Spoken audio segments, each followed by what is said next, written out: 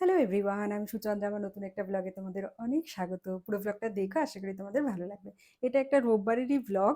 জানো তো, চিনি না সকাল থেকে বলছে ও একটা জায়গায় যাবে, একটু খাবে খেলবে, আসার সময় কিছু একটা কিনে নিয়ে আসবে। নাম বলতে পারছে না কোথায় যাবে। অনেকক্ষণ চিন্তা ভাবনা করা, খেলাধুলার পরে এসে বলছে মাম্মা মাম্মা মল মল মলে যাব।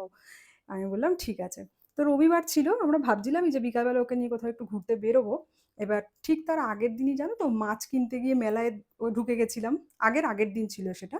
তো আমি বললাম ঠিক আছে তাহলে চল, মেলায় যাবি তখন। তারপর আমরা প্ল্যান চেঞ্জ করে বললাম না ঠিক আছে মলেই চল।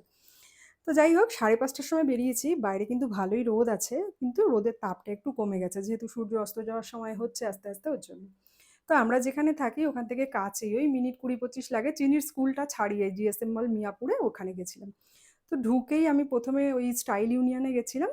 ওখানে গিয়ে না, দেখো সেরকম কেনার কিছু ছিল না জানো তো, ওই গেছি যেহেতু টুকটাক জিনিসপত্র কয়েকটা নেবো তাই নিয়ে চলে এসেছি। তো আমার বাড়িতে পরার ওই শর্টসের দরকার ছিল। তো ওই শর্টস নিয়ে নিলাম একটা, আর একটু শিট মাস্ক, তারপরে আরও টুকটাক জিনিস। পরে দেখাবো তোমাদের সাথে কী কী নিয়েছি।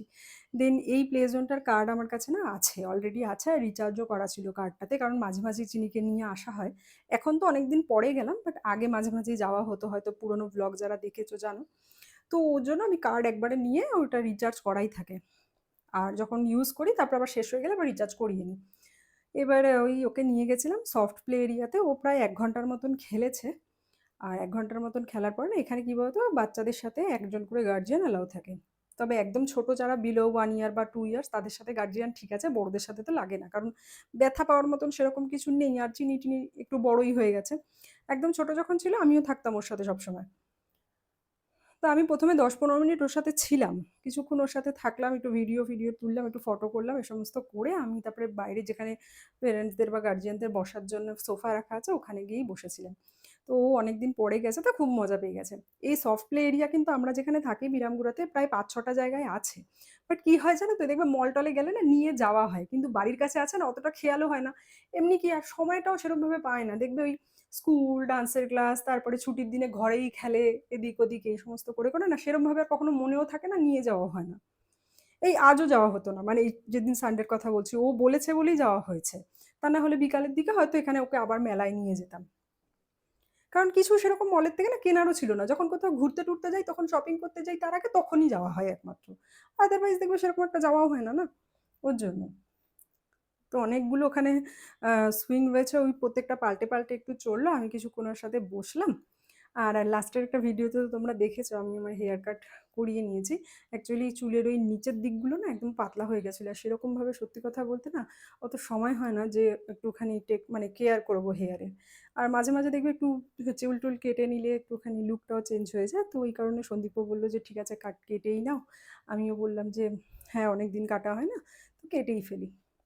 তো ওখানে চিনি অনেকক্ষণ খেলাধুলা করে, চিনির মাথায় আজকে বেশি তেল দিয়ে ফেলেছিলাম জানো তো। চিরুনি তো সাথে ছিল, আমি আবার চুলটা বেঁধে দিলাম। আর কার গাট ক্লিপ বেঁধেছে দেখেছো? মার ক্লিপ, মানে আমার ক্লিপ নিয়ে বেঁধেছে। ও আমাকে বলেছে মা আমি তোমার ক্লিপ বেঁধে যাবো। আগের দিনও বেঁধেছে। তারপরে ওখানেই না প্লে জোনে অনেকক্ষণ থাকা টাকার পরে আমরা ওখানে মিস্টার ডিআইওয়াই বলে একটা স্টোর আছে। ওই স্টোরে না রিজনেবল প্রাইসে খুব কিউট কিউট কাজের জিনিস আর ভালো জিনিস পাওয়া যায়। আর প্রাইসটাও ঠিকঠাক গো। তো ওখানেই গেছিলাম। আমি তো গিয়ে যেখানে বাচ্চাদের ক্লিপ, তারপরে এই ব্যাঙ্গেলস, এই সমস্ত জিনিস, হেয়ার ব্যান্ড, ওখানেই আটকে গেছি। ওখানে যে আমি কতখানি সময় দাঁড়িয়েছিলাম জানো না। কোনটা নেবো না এরকম করছিলাম। বাট চিনির জন্য আমি অলরেডি অনেক ক্লিপ কিনেছি বলে কালকে আর সেভাবে ক্লিপ ক্লিপ কিছু কিনিনি। এর মাঝখানে চিনি আবার ওর সামনে থেকে ট্রেন যাচ্ছিল, বললো ট্রেন চড়বে। তো একবার ওকে আবার ট্রেন চড়াতে নিয়ে গেছে সন্দীপ, আমি তখন ভিতরে জিনিসপত্র নিচ্ছিলাম। তো আমার যা যা টুকটাক নেওয়ার ছিল নিয়ে নিয়েছি। তার সাথে সন্দীপ আমাকে 2-3টে কাপ কিনে দিয়েছে। তোমাদেরকে দেখাবো সব কাপ টাপ সব কিছু। কারণ কী হয়েছিল বলো তো, চিনি বলেছিল যে ও বাড়িতে এসে দেখাবে যে ও কী কী কিনেছে। কিন্তু ও ওইখান থেকে বেরিয়ে ওর স্কুলটা যেই ক্রস করেছে, স্কুলটা দেখা অবধি ওয়েট করছিল, তারপরে ঘুমিয়ে পড়েছে।